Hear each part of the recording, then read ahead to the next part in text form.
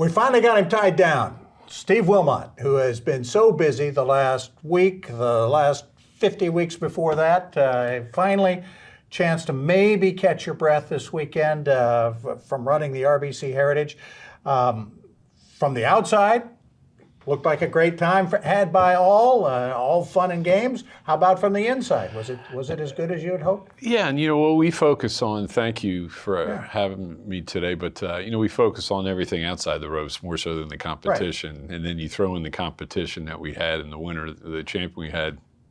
There was icing on top of the icing and all, but these couple of weeks people don't really realize are really tough on the team and the staff, but on a lot of people too. Sure. I mean, everybody. We have the adrenaline's gone, the camera's action, the excitement, and but then again, when am I getting paid? Where when are you moving the cars?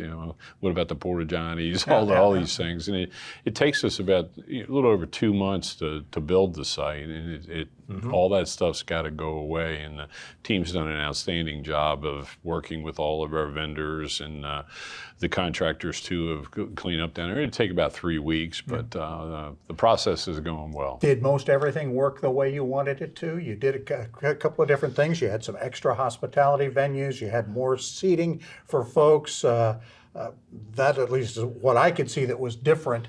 Did all that work about how you wanted it to? Yes, with the size of the field and how Thursday and Friday was going to be like a Saturday and Sunday.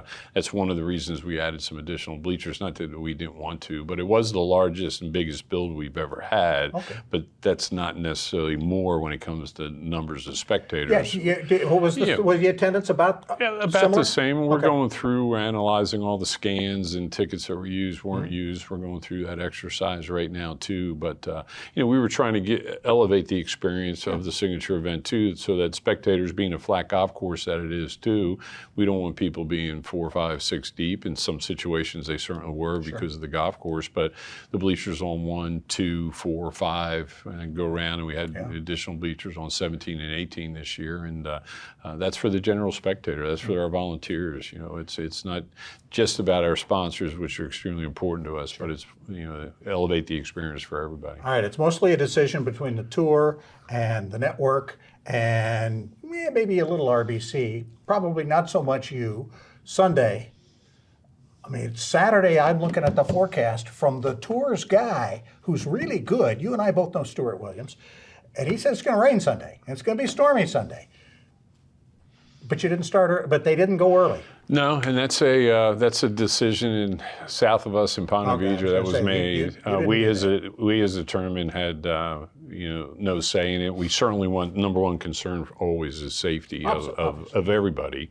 When you have that many spectators out there too, you want to have forewarning.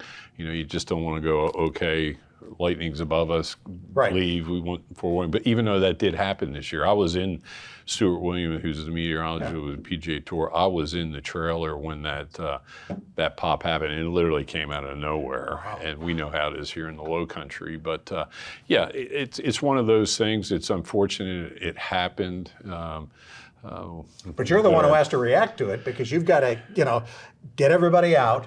And then you've got to decide what to do Monday, because you're the one who's got to finish putting it on. Well, and then we went back out. You think we have we had a volunteer group that brings the players in, and then we stage the golf course, and actually the tour, as you know, was given 15-minute updates because of the weather of, okay, we'll give you an update in 15 minutes, and we went out and played for another hour.